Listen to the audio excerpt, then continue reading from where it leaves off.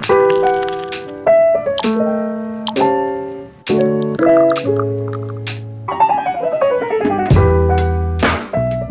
everyone. Thanks for listening to Wake Up, Look Up, a podcast where we connect events happening in real time to the gospel of Jesus Christ.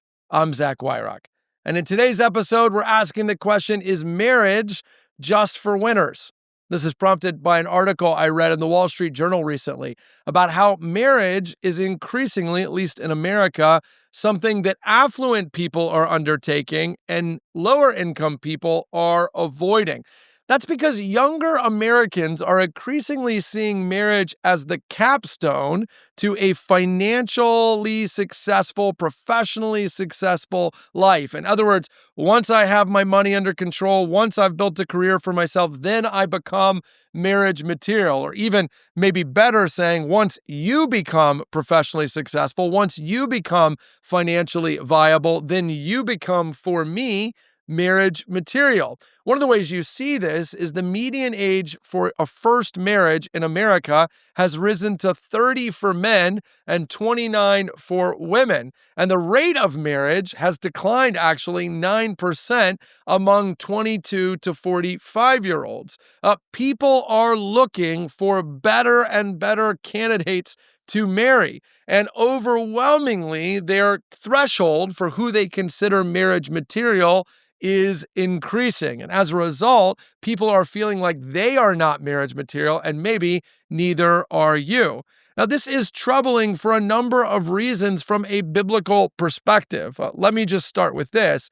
According to the Bible, marriage is a covenant, not a reward. In other words, marriage is a mutual commitment, a man to a woman to a man, to do life together no matter what, come what may. The Bible actually uses the language in Genesis of God joining Adam and Eve. Jesus picks this up in Matthew 19 when he says, what God has joined together, let no man separate. The Bible has this idea of two becoming one, so that even the definition of success or viability is a shared definition. The cultural view seems to be that the man stands over here, the woman stands over here, and they evaluate each other. But the biblical view is that we commit to each other and move forward to build the life we want together. And I guess that's the second concern, is that there seems to be a cultural idea that we're trying out for each other. There's a performative aspect of this. But of course, there are two problems with that. One is that's not love. That might be acknowledgement of who you are. Hey, you're pretty impressive. If I have to partner with anyone, I guess I'll partner with you. That, I guess, is mildly encouraging, but it isn't the definition of love. Consider that God is love, and God doesn't love us based on what we become or what we achieve. The biblical idea of relationship is that loving someone is joining with them as they become who they're supposed to be. Think about Ephesians 5 here. The husband is loving the wife loving the husband as they participate in the sanctification of each other. In other words, when you marry someone, you're acknowledging they're not yet who they need to be, and you're committing, you're covenanting to being a part of what God is going to do in their lives as they grow. The other problem here is that there's a correlation between wealth and worthiness. That somehow what makes you a real wife or a husband or purports that you will be a good wife or a husband is that you have money in the bank or that you can achieve in the office. This is part of Jesus' warning in Matthew 6. You cannot serve both God and money. Both God and money cannot define for you what a good wife or a good husband is. You're going to have to listen to one or the other. I can tell you, by the way, if you're young listening to this, that after 20 years of marriage, my wife's ability to make money is not at all on my top 100 list of qualities. When I have sinned and I need forgiveness, I don't need a financially viable wife. I need a forgiving one.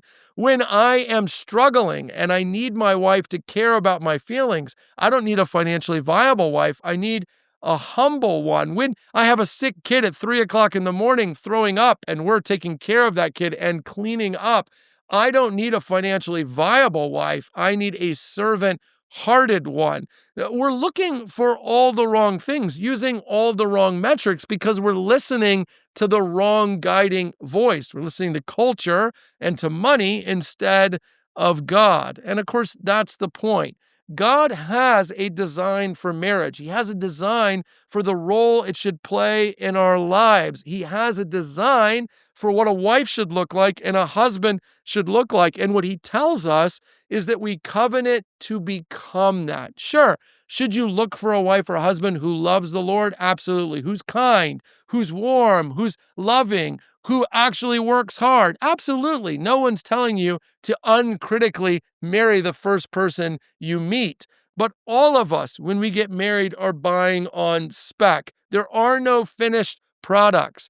And if we wait for each other to become what God has desired for us to become, we miss the point.